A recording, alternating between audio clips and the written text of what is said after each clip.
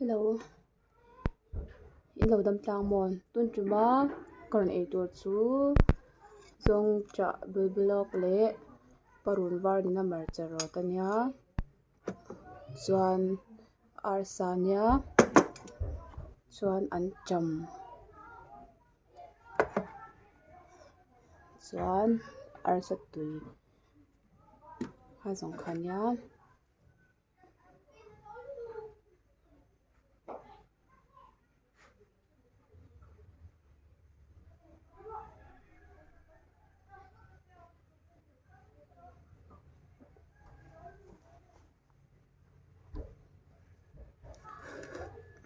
chuan ka video hi min share sak zel turin ka gen du bawk chewa in arsa khalo mu in boiler sa khalo mukbang an ti wang khanin hei tuna khalo mukbang dona chuan chi hi ka phul zeuh zeuh don ta ni chu chi kan du da hi kan chung kwa hi kan ang lawa ke mai chi ka he pera he cham phatila chamin subscribe tu te chung han kalom ma chan do sak taka min share sak tu te chunga pon kalom boka chamin share sak zel tur khan ka hen du bok chewa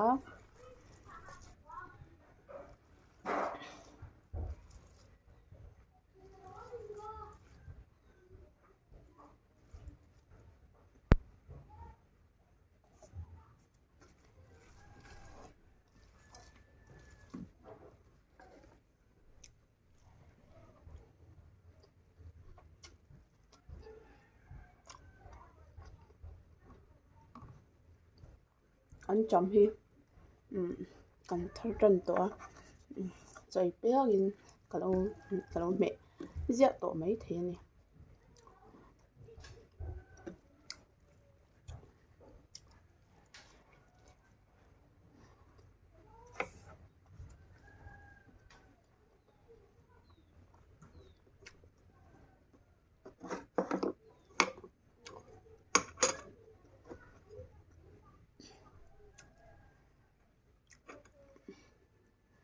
marcha ne ya tu ya hetan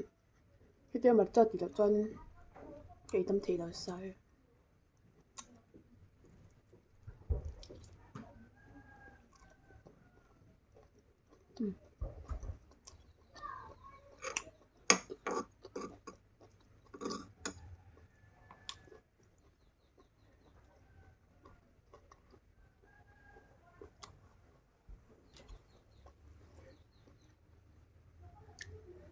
boiler ar sa chuma hi chuan bo chia rai chuanin poron var le mar chero thi om nge se rot pal hi tui bi em in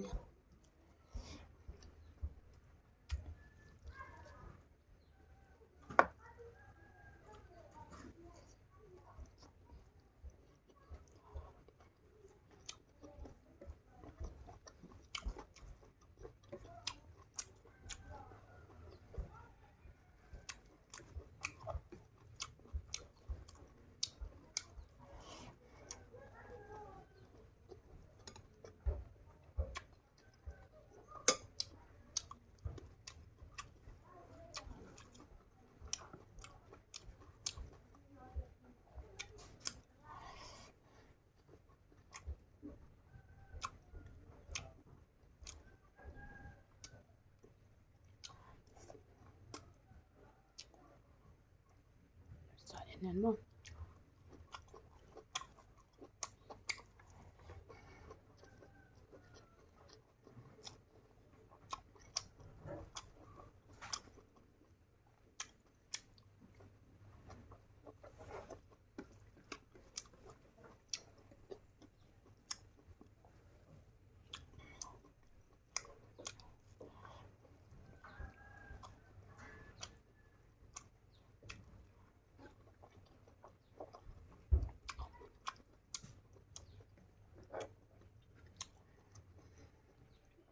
chuanin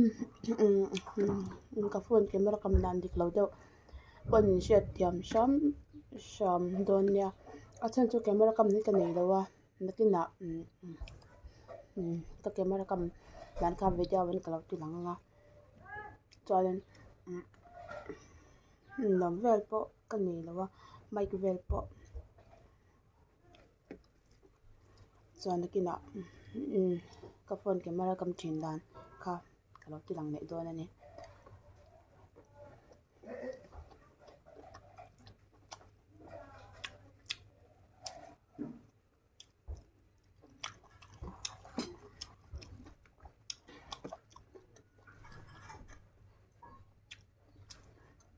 kan boiler RKZL la kan tala chuan album ni lam pakhat top hi lo ei zo vek ton ni mo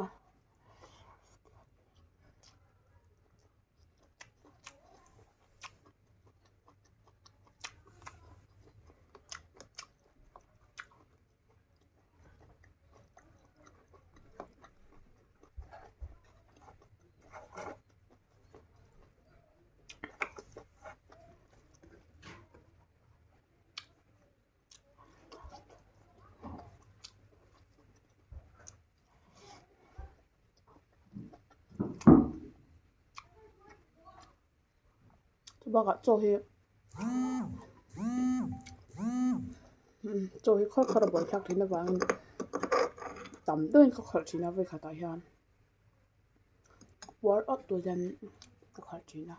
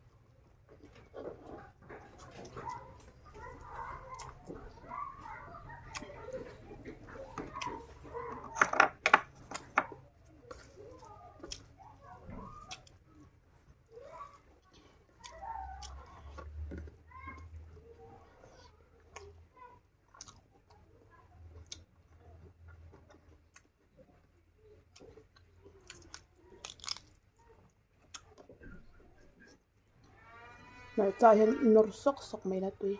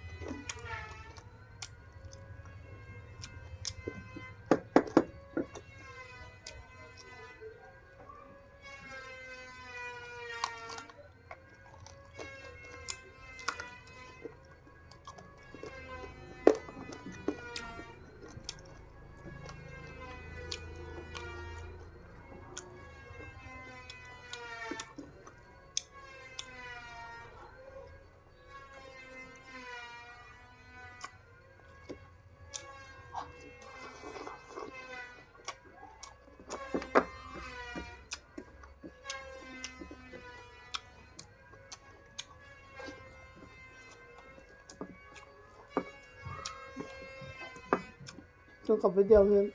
top thang thang hian anh sok sha mi la kalo mo tang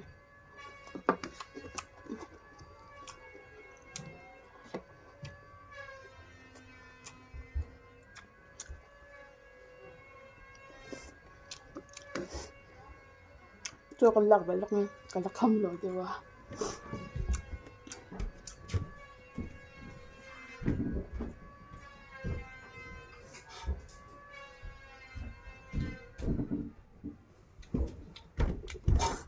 rồi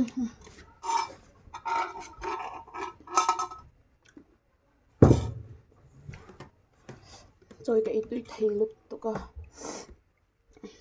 giờ là thiên cả đi drama cái thua cái lệ đúng không thiên giờ là cái chạy tụ truy khóc mày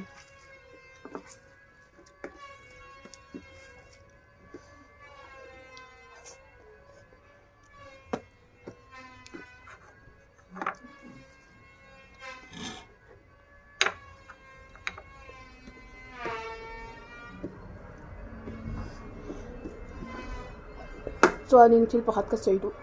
chu kan khwa keimah ni khwa dik tak hi chu lawngtlai lampang lawngtlai district kan ni a chongte bula kan awma hmun lai ah maw chuan kan pa hi champhai khwa ani a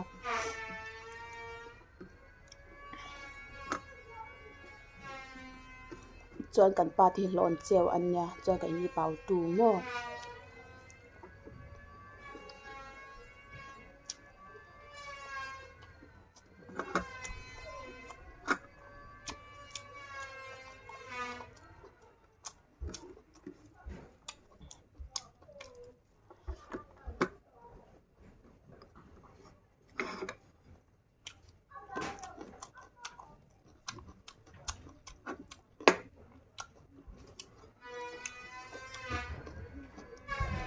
tapi